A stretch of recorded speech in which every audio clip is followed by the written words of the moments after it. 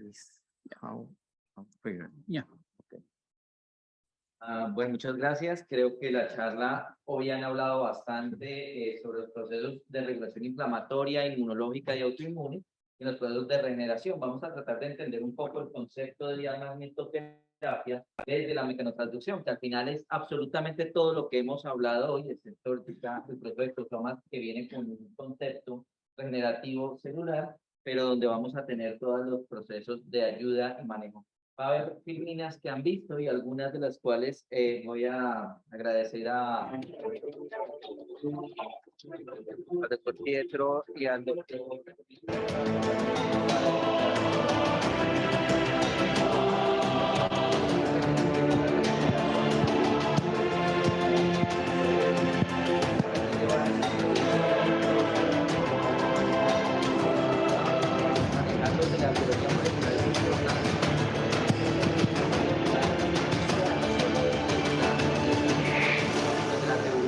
Terapéutica biológica y es importante manejarlo de esa forma. Hoy tenemos nanofarmacología. Ok, yes.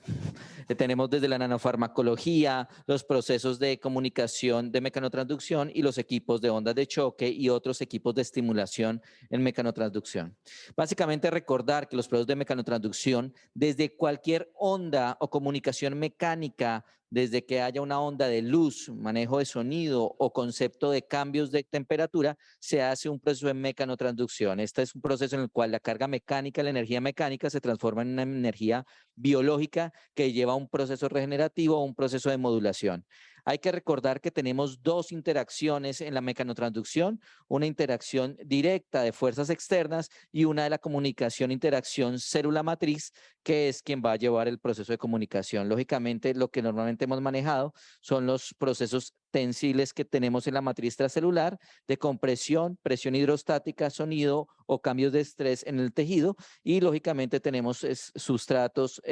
propios de la interacción de célula matriz para llevar a una transducción de señales que conlleva a una síntesis de moléculas, a un cambio en la morfología de la membrana, del citoesqueleto y de la matriz extracelular, por lo cual hay una síntesis de proteínas y terminamos en un proceso de diferenciación celular.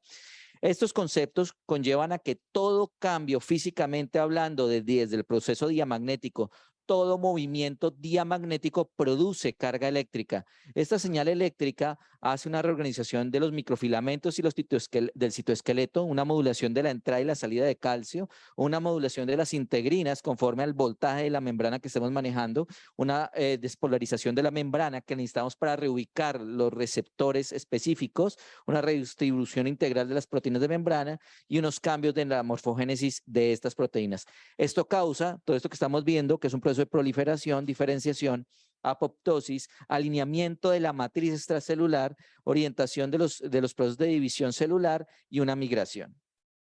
Esto ya lo hemos visto, el proceso de levitación, como se ha hablado tradicionalmente, el concepto diamagnetoterapéutico, y actualmente pues hay que entender que cuando se utiliza en procesos de cultivos o estudios celulares, entendemos que hay una viabilidad más alta de oxígeno, de ganancia de oxígeno de la célula cuando la trabajamos con procesos diamagnéticos. Estas características nos dan procesos que más adelante vamos a desarrollar y que hoy en organismos unicelulares que tienen características magnéticas podemos trabajarlo sobre el manejo directo de migración celular.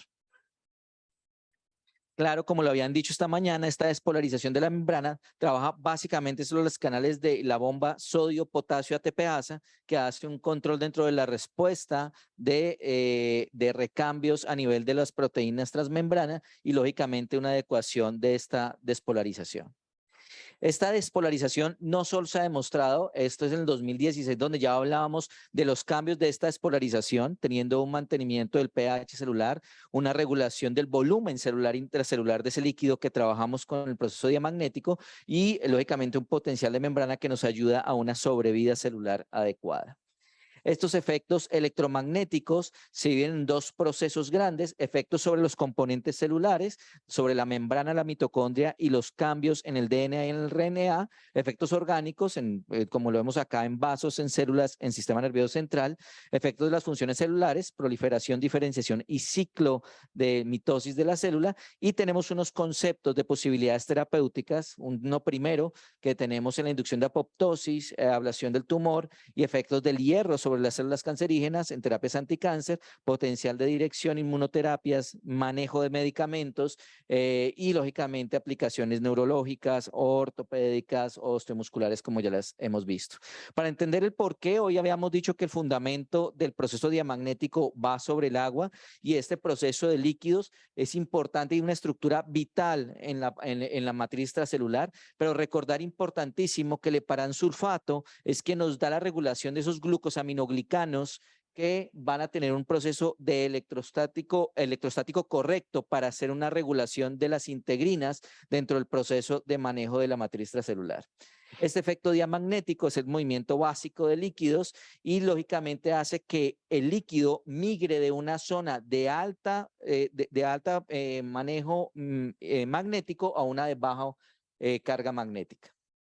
Todos estos son los tejidos que tienen líquidos, por lo cual es muy fácil tratar de manejar sobre ellos la estructura, pero también cada tejido, como lo ven, es cambiante, y por lo cual la frecuencia diamagnética es la misma, pero la carga eléctrica que va, la frecuencia eléctrica con la que se maneja el efecto diamagnético es la que cambia que podamos trabajar sobre cada uno de los tejidos. Esto es básicamente lo que sucede. La onda tradicionalmente extracelular es una onda separada, es una onda que no tiene mucho estímulo aparte del que tenemos que inducir de los 7 Hz que utiliza el equipo, pero normalmente cuando hacemos una inducción podemos hacer un recambio en la membrana y hacer que el líquido intracelular tenga una respuesta totalmente diferente, por lo cual, si ustedes miran, tenemos la opción de trabajar una degranulación intracelular y una adecuación de los microtúbulos intracelulares y un proceso de adecuación de las integrinas de membrana para la respuesta extracelular y un recambio de la matriz. Normalmente eso lo estamos viendo en los procesos típicos del proceso de Faraday, donde hacemos una adecuación de los líquidos para que tengamos una respuesta de este concepto que el doctor Pietro lo explicará mañana muy bien, en la frecuencia armónica de que un protocolo no es solo una onda a una presión, sino son varias frecuencias utilizando el proceso para desinflamación, reestructuración, biomodulación y lógicamente tener un paciente que podamos recuperar. Esto lo trabajábamos desde el concepto de que una levitación diamagnética hace cambios en el crecimiento celular, en el ciclo, en la expresión genética, y que esto viene del 2007, no es algo nuevo realmente como estudio que podemos trabajar.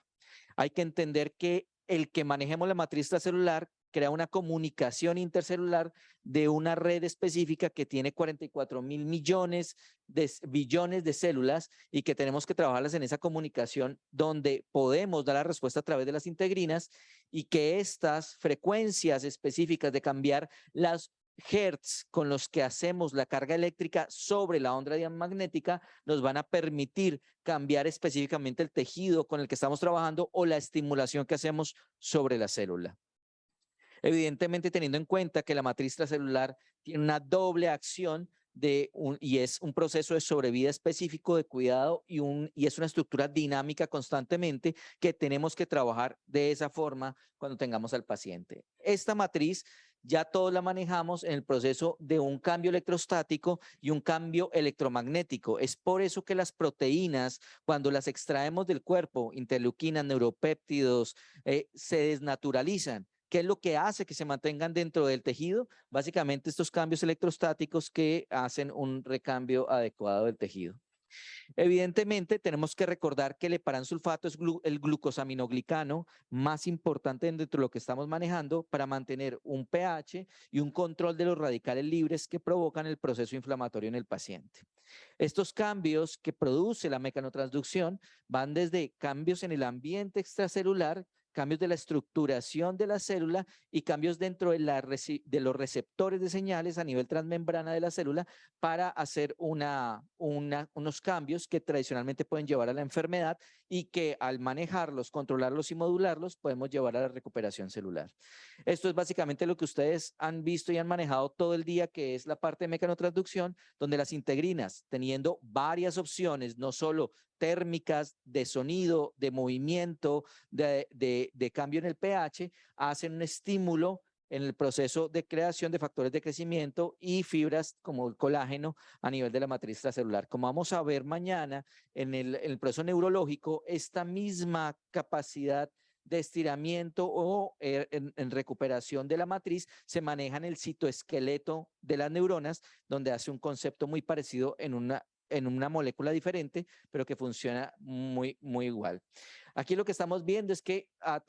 estamos trabajando sobre los canales de iones de la membrana, haciendo que aumenten las uniones intercelulares para que no haya una permeabilidad de la matriz y podamos tener una respuesta en el crecimiento y en el estímulo del citoesqueleto y la creación de estas proteínas de la matriz.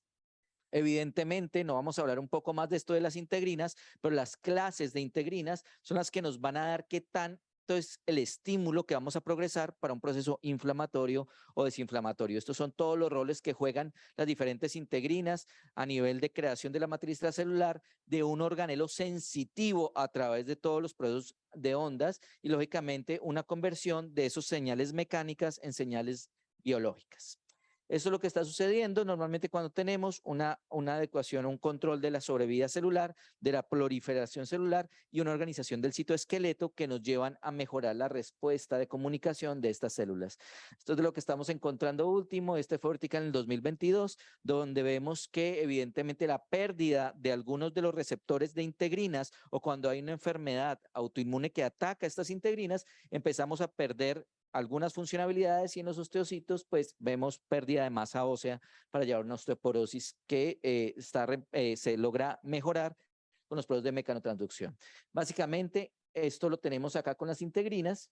en los manejos directos con el citoesqueleto, estimulación directamente de los receptores transmembrana nucleares que conllevan a una respuesta del RNA y el DNA para un estímulo directo de una función que tenemos que valorar si es paracrina, si es endocrina, si es yuxtacrina o si es nerviosa. La diferencia aquí es que esta comunicación se da por microtúbulos y el microtúbulo tiene una zona lábil y una zona fuerte que tenemos que trabajar porque es un scaffold magnético que logra ser estructurado y manejado a través de la diamagnetoterapia. Todo esto funciona como lo ha dicho el doctor Duncan, donde el exosoma viaja a la zona específica que tiene el problema, pero aquí vemos tres procesos grandes: quimiotaxis, quimioquinesis y necrotaxis, básicamente cuando hay un daño grande en el tejido y que cuando tenemos más del 70% del tejido lesionado, no hay una recuperación del tejido y lo vemos lesionado. Sin embargo, este concepto de la magnetotaxis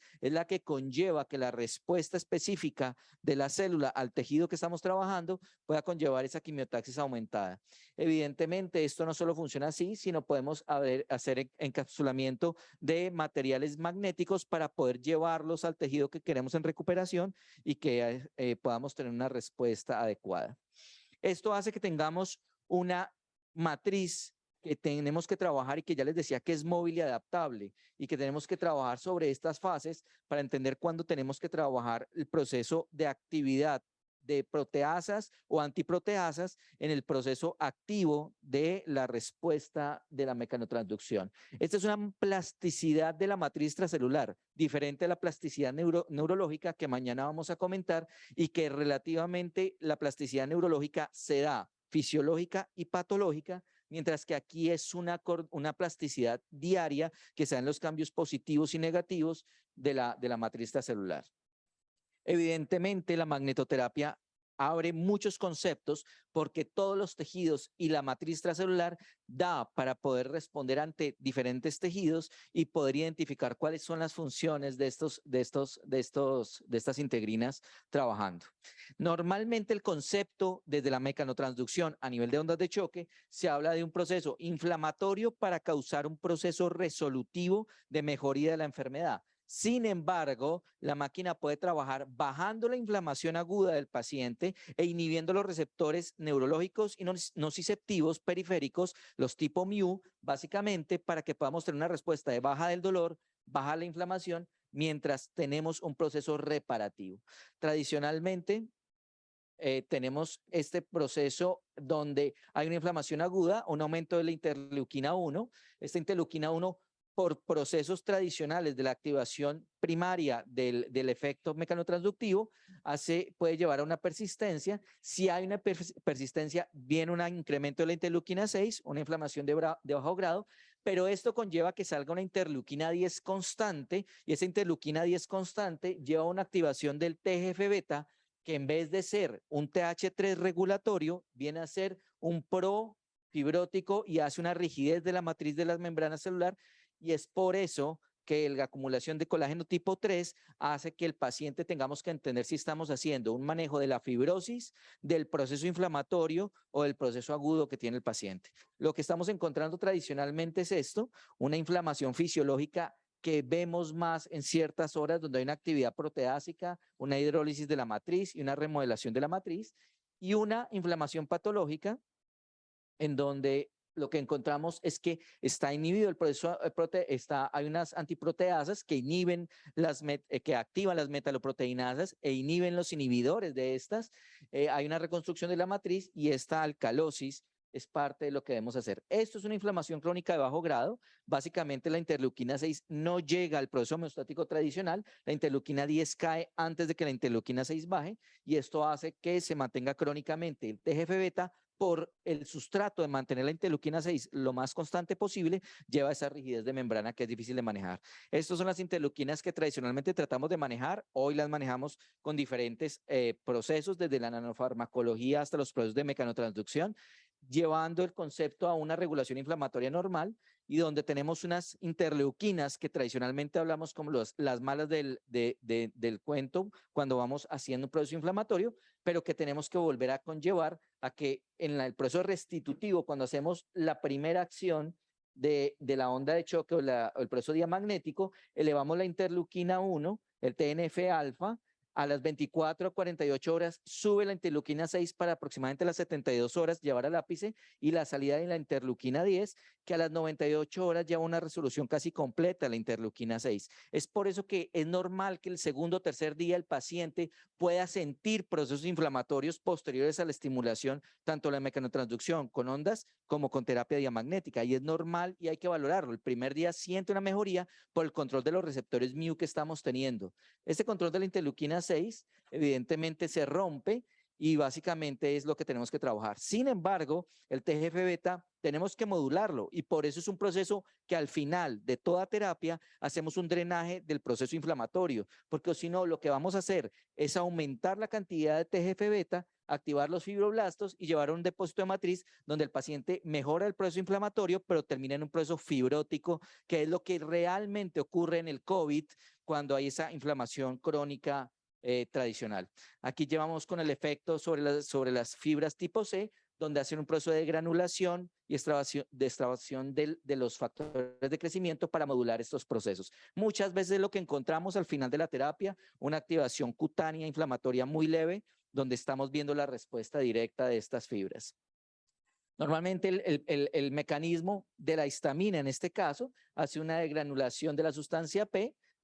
Esta hace una degranulación de los mastocitos y una activación de las fibras sensitivas para hacer un recambio de la comunicación central y periférica. Cuando trabajamos en alteraciones neuronales, normalmente trabajamos la zona central y la zona periférica para que esta respuesta que va hasta el eje central pueda ser completa y pueda ser una actividad neurológica de reposición. Evidentemente, estas son las interleuquinas que podemos trabajar con nanofarmacología o esperar que el proceso regenerativo estimulativo pueda llevar a esto. Esto lo hacemos básicamente porque vemos que las actividades de las integrinas llevan a una actividad de citotoxicidad y que nos ayuda dentro de todo esto. Esto hace que esta interleuquina 10 mejore las uniones intercelulares a nivel general de las células, y el TGF-beta también hace exactamente lo mismo, donde hace estimulación de la claudina 1 que la eleva para poder hacer una estabilización de las uniones intercelulares. Esto hace que tengamos una fuerza importante desde el punto de vista autoinmune. Hay estudios, mañana el doctor Gentian Cuco va a hablar de un estudio que se hizo en COVID, basado en el tratamiento en pacientes de autoinmunidad con Sjögren y síndrome antisintetasa en procesos pulmonares que requerían trasplante, y no solo logramos responder ante un pulmón que mejoró, sino que el proceso autoinmune disminuyó su actividad y pues tuvo una respuesta muy buena. Esto es lo mismo que pasa cuando se fuma o hay cigarrillo o hay contaminación, pues que aumenta el proceso inflamatorio crónico por medio de la interleuquina 6, y la interleuquina 17 lleva a la autoinmunidad específica del paciente, que es lo que estábamos mostrando. Ese proceso es lo que nos hace entender que la fibrosis sí la podemos trabajar. Acuérdense que la diamagnetoterapia la manejamos todos los días en una resonancia magnética tradicional. Hoy en la funcional y en la espectroscopía logramos mirar más allá, pero es exactamente la misma tecnología. La única diferencia es que no hacemos una función de eco donde mandamos la información para traer información, sino solo hacemos envío de información del proceso correctivo de los tejidos, y es por eso que podemos trabajar sobre la fibrosis específica del paciente. Hay que entender que los tiempos son importantes, no podemos esperar que en 3 semanas tengamos una finalización, si esta es la normalidad que trabajamos con regeneración, de 30 días para después de ello conllevar hasta 1 año de remodelación, y es por eso que los estudios los estamos haciendo con evaluaciones 3, 6, 9, 12 y 18 meses después de los tratamientos realizados. Esto hace que tengamos una célula mesenquimal que migra por la magnetotaxis a la zona para hacer estas diferenciaciones, estas modulaciones de interleuquinas y esta actividad dentro de lo que estamos haciendo. Esta plasticidad es lo que trabajamos con mecanotransducción, haciendo que haya una actividad de las proteínas inhibitorias de las metaloproteinasas frente a las proteínas, las metaloproteinasas, que estamos hablando de 22 metaloproteínas contra 4 inhibidores. Es un proceso muy fácil de desestabilización y fácilmente hacen lesión del tejido y no recuperación de él. Es por eso que todas estas adhesiones focales que ya vimos en las anteriores conferencias son importantes para entender el poder cambiar esa rigidez de la matriz a un proceso de reestructuración celular. Es básicamente lo que hacemos, igual con las interleuquinas, modulando la respuesta inflamatoria de lo que estamos haciendo, y ver cómo esta respuesta inflamatoria en la colocación de AINES o antiinflamatorios no esteroideos, vemos que no hay una recuperación dentro del proceso de síntesis de colágeno, como lo habíamos visto también en la conferencia anterior. Esto es lo que sucede cuando colocamos